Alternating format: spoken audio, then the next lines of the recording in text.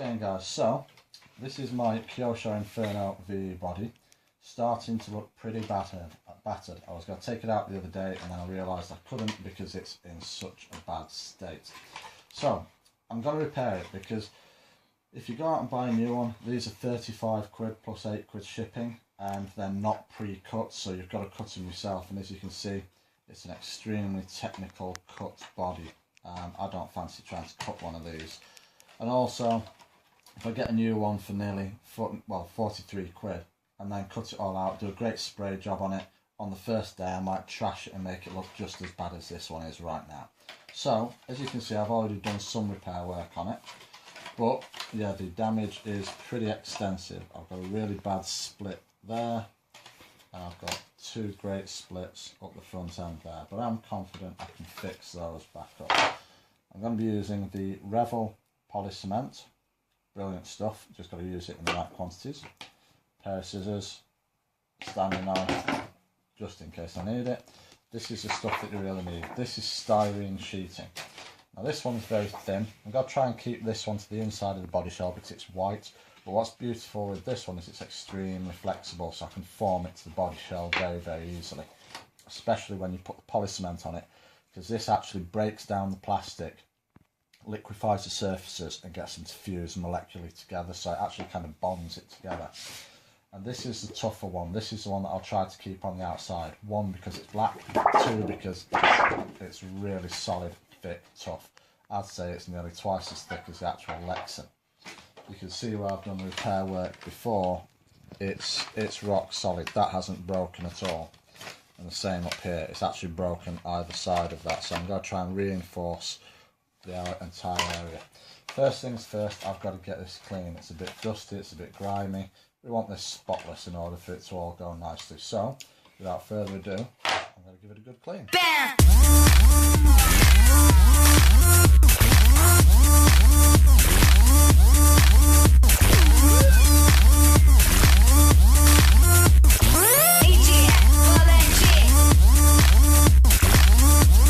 Okay, so this is where we're up to at the moment.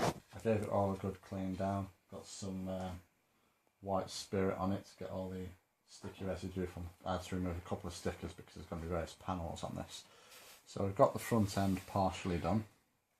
It's a bit awkward working with thin stuff, but the one beauty with it is once you've got the stuff on it, once you've got the poly cement on it, after about 2 or 3 minutes it starts to almost, not liquefy, but kind of go like soggy paper.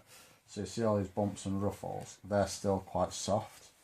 Just look down that channel there, and you can actually rub those out with your nails. Now you're not so much aiming to rub them out, especially because it's on the underside, but you're aiming to just make sure you get a nice, neat, tight bond with it down there.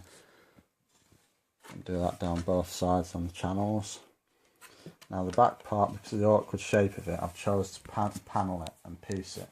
Some pieces I'm doing in one and just curving them to the right shape, others I'm doing in little pieces.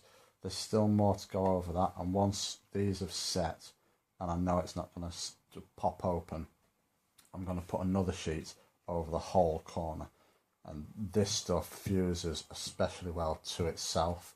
With this stuff it takes a while because it needs to melt, soak through and then fuse itself hard like these parts have, but once it's done I'll be able to get it to fuse solid. And then once I'm done there, so it's already looking a lot better on the outside. All this panel is now back as it kind of should be. These front splits are almost non-existent.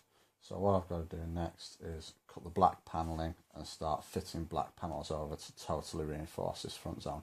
And with the front zone and the back zone completely reinforced, you'll probably find that'll be all it'll need, because it's not the impacts on these parts that cause the breaks, it's the impact on here. When it flips over at 40 miles an hour, slams onto the ground, it's a 1/8 buggy, it's got a lot of weight, and when that slams down, that's what's causing these to bust. I'm actually thinking of using plastic clips in here, so that then if it does pop, it pops off rather than breaking. Okay, so we've got all of the white stuff done now on the inside. That's about all I'm going to do. Make sure that's set. I'm going to leave this to set overnight now because I can feel it's still soft under there. And over the next hour or so I'm going to have to keep pinching this every now and then because it'll still be soft until it sets completely hard, like this stuff on the top did. And then tomorrow night, once this is all set, I'll then be able to ply it around a bit and work on this stuff. This is a lot tougher. It's not so easy to just push on, and if I start trying to form this around these joints now, I might just pop them apart. So I'm going to let it set and then work on this tomorrow. And I did have the thought that maybe I could form this with a hairdryer. Being styrene, if I warm it up, it'll be very good if I can get it to shape to the form before sticking it. That would help a lot, because you do get these tiny bubble-like gaps. So if I can shape it, then stick it, that'll be brilliant. So for tonight, we'll leave it there and I'll pick it up tomorrow. Okay, so here we are. Excuse my coughing. I've developed a cough in the last 24 hours. All this is now nice and solid, good and rigid. And what I've done now is I've cut the rear piece and tried to bend it to the kind of contours to try and help it form round it. The first piece I've stuck on is this back V-shaped panel here. That's now been set with the poly cement, and I'm going to let that dry again overnight so that that's good and solid, because obviously moving these around is going to take a bit of force. I don't want this popping off, so I want that to kind of anchor in place. I could try and do it with this in place, but to be fair, this isn't the most solid and this can move around a bit itself. So I just want to let that dry, make sure it's solid. And then tomorrow as well, once that's solid, I'll be able to get the hairdryer on it as I discussed previously and get it in the right place. Now I've just finished cutting the front piece, which is going to go up here. Cut that out, got the hole in it, and that's going to sit over that front nose panel there. Now obviously where the splits were, one going up there, one up the side here, that's what these are going to cover. Those will go up there. I'm going to fix this one on in the middle, the same as that rear one. Put the other clamp on that and let that dry for tonight. And then again tomorrow, blast this with a hairdryer, try and soften it, get it to form a bit, because ultimately that bit's got to kind of go bend up a little bit and come around that corner. So if I can soften that before I fix it with the poly cement, that will give that a really good strong adhesion to that. And then we'll bind up that front part, and that should make it really, really solid.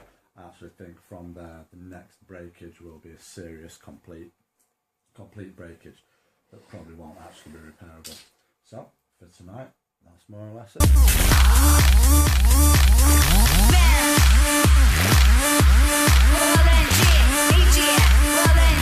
Hey guys, so this is kind of like the last stage update of this really. I mean, I'll probably do another one once it's all dry and I've actually got the body shell back on the car. But this is now pretty much it done. This is the last stage. Especially on these very curved parts, you can see the back there. I'm using elastic bands to keep these in place whilst it dries, to try and make sure it gets a good solid adhesion to it so it doesn't split out. Still not really confident that those are going to hold, but what I'll do is in a bit, once I've got that as soaked in, I'll put a bit more of the poly cement down the cracks there to help liquefy it and make it kind of fuse together. I tend to find because it soaks into it, the plastic does go soft as it soaks in. The two pieces I've put up the front here, the ridges up the front, they didn't fit too well. Could have done with it being a bit wider, so they sat up the flat. So I've got these little ridges up the side here. I've put some poly cement down there to liquefy it, and I'm going to try and form them in a bit, try and get a bit of a more flush fit. But if I can't get a flush fit, I can always just cut them back a little bit and sand it to make it smooth. Now, you know, this is quickly becoming a basher shell. It isn't going to be anything fancy or look amazing, but you know, because it's all black, it kind of coincides, it looks okay. Give it a good polish down, it'll look nice, but it's going to make it a lot more rigid at that front and rear zone there, especially because we've got it all along the inside now on both parts. I've reinforced the cracks where it's split with extra, so that's all nice and solid, and then it's got this good thick stuff on the top. So I'm pretty confident that shouldn't break, that should be able to take some pretty serious smacks. And we'll see, because hopefully this will be dry for me to take it out over Cannock Chase tomorrow. So, watch this space, guys.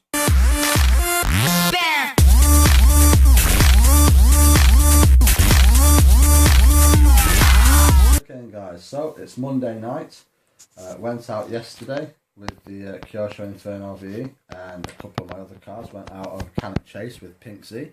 I'm sure you'll be seeing a video very soon from him. He got quite a bit of footage of this. He's got a great channel, got some really good videos. You know, totally recommend you just go over, check out his channel. But yes, this had a great bash about, and it did a few cartwheels, a few flips, a few big jumps, and it did bounce a number of times off its roof. And as you can see, it has survived really, really well. You can just see, get it to focus. There you go. You can just see the repair work all down the front here. Pardon the mud, I haven't had a chance to clean it yet. All along the front and up the back section here, and it has all stood up to it very, very well. And as you can see, it can really take a whack, and it's holding up. How ironic would it have been if I'd have smacked it and broke it just then? Okay, just bring it back here. Just tap to make sure you get focused in it. But yes, it did really, really well. I'm super impressed with it. So as you can see, you can fix your own body shells, especially if they're bashers. Like I say, what would be the point of spending out all the money on a nice brand new body shell, only to have gone out, done a flip, land on its roof and split that? I'd have been very, very gutted about the matter. But seeing as it did survive well, what it didn't survive was a bit of tyre balloonage. We had a pretty epic explosion of the tyre, and sadly Pink Z literally just missed it with his camera. He'd just been recording it, put his camera away, and as he put his camera away, I spun it round by me, put one foot on the tyre to balloon out a tyre, and it just blew out the tyre. I don't even know where this piece went. The foam came out. Luckily I have got at least one more wheel that works for another bash. But yeah, as I say, it's a virtually indestructible car, and even more indestructible for its bodywork. Hope you enjoyed the video, guys.